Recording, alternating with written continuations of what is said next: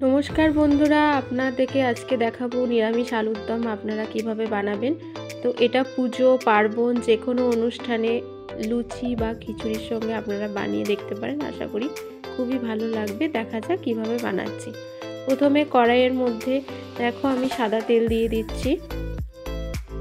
তো তোমরা চাইলে এটা রিফাইন তেল বা সর্ষে তেলও করতে পারো। এরপর আমি আলুগুলোকে দেখো এর মধ্যে ছেড়ে দেবো। এই আলুগুলো একটু ভাপানো আছে আগে থেকে, তো তোমরা এইভাবে ভাপিয়ে নেবে। তারপর দেখো আলুগুলোকে একটু ভালো করে ভেজে আমি একটু ব্রাউন ব্রাউন করে ভেজে নিয়েছি। দেখো ভাজা প্রায় হয়ে এসেছে, এবার তুলে নিচ্ছি। এরপর আবার কড়াইয়ের মধ্যে তেল দিয়ে দেব। তেল দিয়ে শুকনো লঙ্কা তেজপাতা ফোড়ন দিয়ে দিচ্ছি।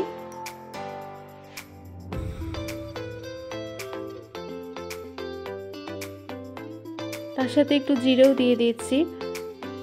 এরপর দিচ্ছি টুকরো করে রাখা টমেটো। টমেটোগুলো যাতে তাড়াতাড়ি গলে যায় সেজন্য একটু সামান্য নুন দিয়ে দিলাম।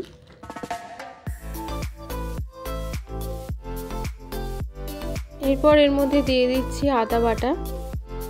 তারপর একটা বাটির মধ্যে জিরে গুঁড়ো, হলুদ গুঁড়ো, লঙ্কার গুঁড়ো এই সমস্ত দিয়ে ভালো করে, একটু কাশ্মীরি লঙ্কার গুঁড়োও দিলাম, ভালো করে দিয়ে এর মধ্যে জল দিয়ে এটাকে গুলে নেব। দেখো বাটির মধ্যে ভালো করে গুলে নিচ্ছি। গুলে নিয়ে এটা দিয়ে দেব কড়াইয়ের মধ্যে। তো ফুটতে শুরু করেছে, মশলাটাকে ভালো করে কষিয়ে নিচ্ছি। কষিয়ে নেবার পর দিচ্ছি পরিমাণ মতো নুন,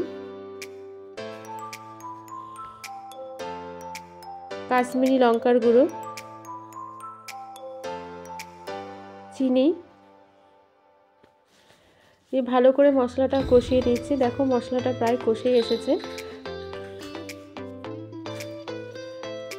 এরপর দিয়ে দেবো ভেজে রাখা আলুগুলো।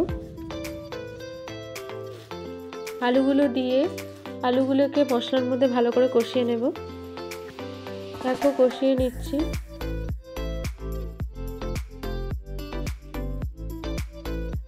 তো কষানো হয়ে গেছে প্রায়, তার মধ্যে দিয়ে দিচ্ছি জল।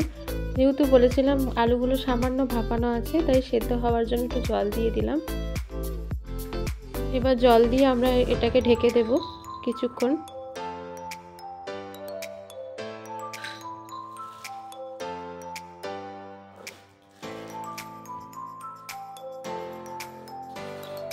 তো কিছুক্ষণ ঢেকে রাখার পর দেখো ঢাকা খুলে দিচ্ছি।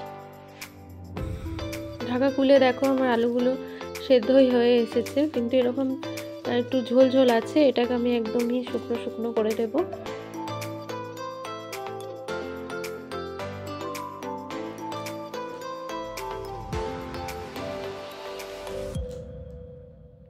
এরপর এর মধ্যে দিয়ে দেব কসুরি মেথি।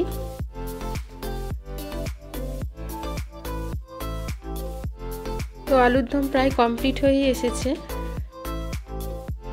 তো কমপ্লিট হয়ে গেছে আমাদের অনুষ্ঠান বাড়ি বা পুজো পার্বণের জন্য আলুর দম। তোমরা এইভাবে বানিয়ে দেখো।